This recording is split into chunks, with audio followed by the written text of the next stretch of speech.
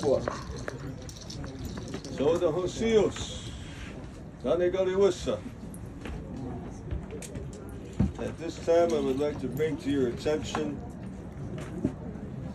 this treaty, which is considered as a right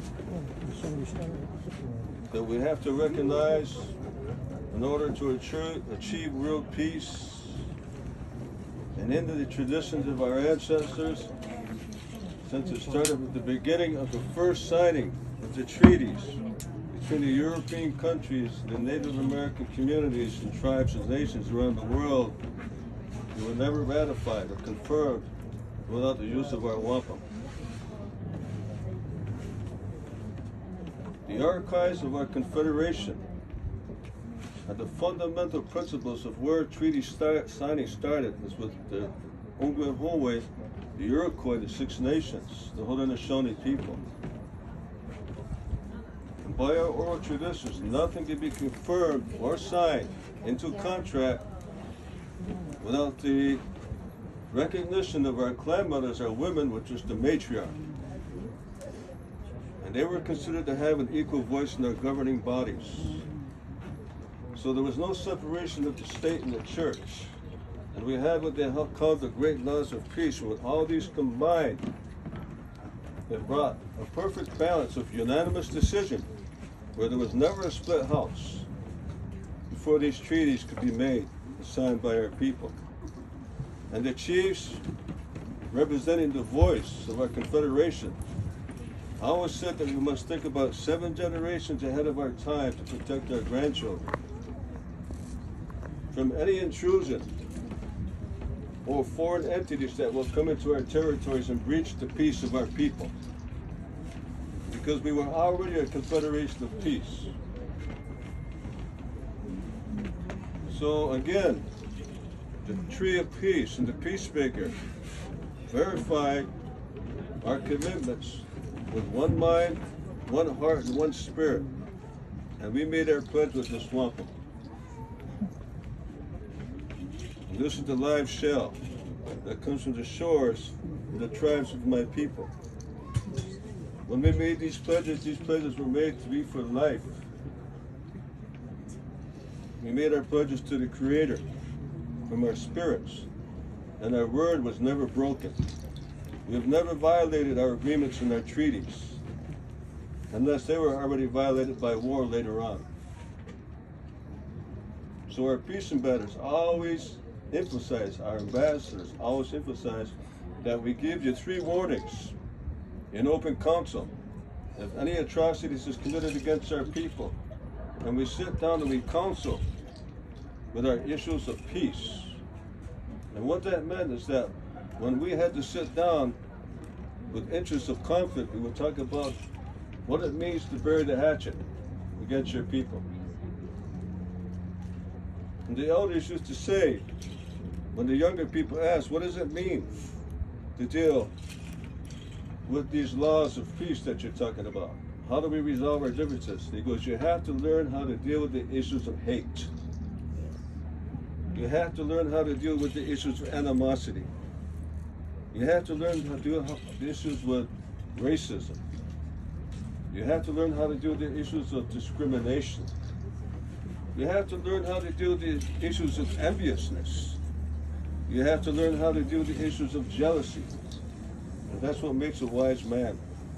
To be able to have the patience and the time to find resolution with a governmental structure that went through all the clans of the wolf, the bear, and the turtle, and the Mohawk Nation. So they never had a split house once they made a pledge that they would fight to honor the truth and the spirit of a League of Peace that would endure forever. And this was the protocol that we used when the Dutch came among our people. And the same protocol we used when the English came among our people. We made belts. And these became to be known as the peace belts. And here you see a peace belt. These shell belts would represent an agreement which the Europeans call treaties, which we call great sacred way of life that will coexist between two nations. And these two nations will honor this. For as long as the sun shines, the grasses grow and the waters flow. So these became the archives of our confederation. We have many belts. This peace belt. And this has never been violated by our people. And in a sense, it's like, you keep me stuck to you, Hundari, I'm out of the earth. So many different nations, corporations, and governments have come into our territories, not only in America, in South America, but around the world, even over here. They have raped and exploited the land and violated your own agreements. And over and over again, we have to come back to make more concessions, to give more up, to sacrifice more of our people's future, and sign treaties over and over again.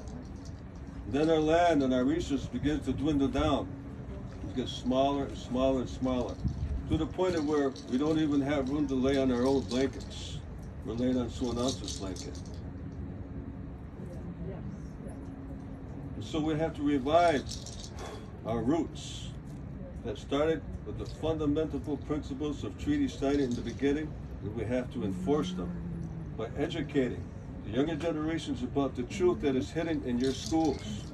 Nobody's teaching you that there is resolution, that there is a way that can work in government where everybody can have unanimous decision and make this last forever so that world peace can be achieved. So one of our missions with this Tree of Peace is to remind the people that we come to polish the chain of friendship and respect between each other. And it's what we call polishing the ancient covenant chain of peace that will never die. So for this contract which was signed, that's what should be added into the stipulation of the agreement, according to our people. And it's confirmed by the pledges that we make with our belts. Also reaffirmed and confirmed. We need to reinstate that, to make it stronger, to reinforce it. And when we all agree that we can do that, then we put our designs in these belts for every new agreement that we make. And it should never be violated. And it never will be violated. We can honor our word.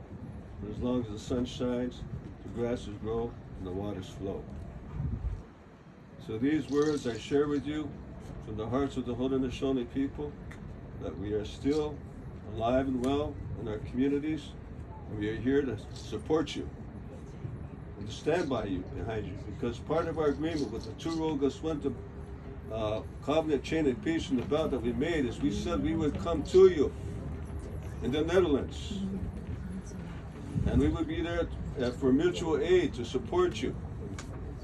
And this is one of the agreements of where we come here to support you, to let you know that we have not forgotten our past with your people. We became brothers. And this brothers and our belts represents and confirms that this will last again for the future generations of our people, for as long as the sun shines, the grasses grow, and the waters flow. One mind, one heart, and one spirit forever. And we bury our weapons of war so that future generations will understand real peace. We add those amendments to these treaties and these laws. So be it in our minds, with one mind, one heart, one spirit. These words I share with you, and I hope you take home with you. We bless you with the powers of the universe, and may all your dreams come true as I sign this agreement. If you don't have to want to go, now go somewhere does it down, you can start you and Daddy. I give thanks to the earth, to the Creator, for this beautiful day, and you being witness to us signing this treaty.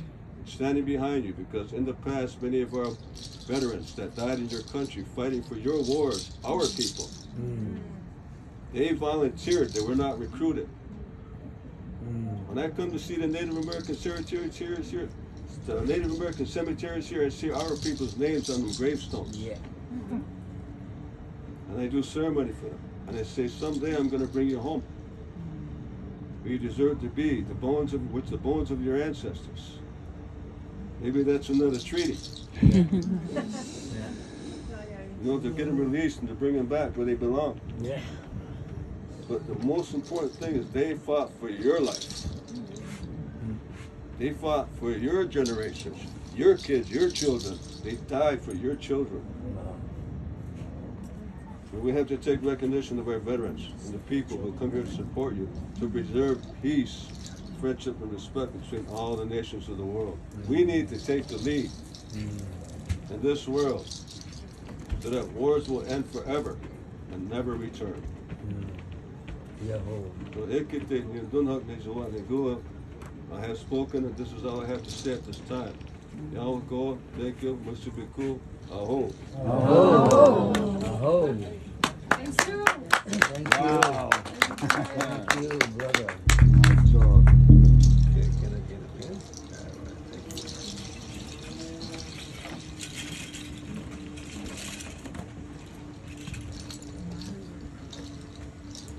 You did read what you signed, huh?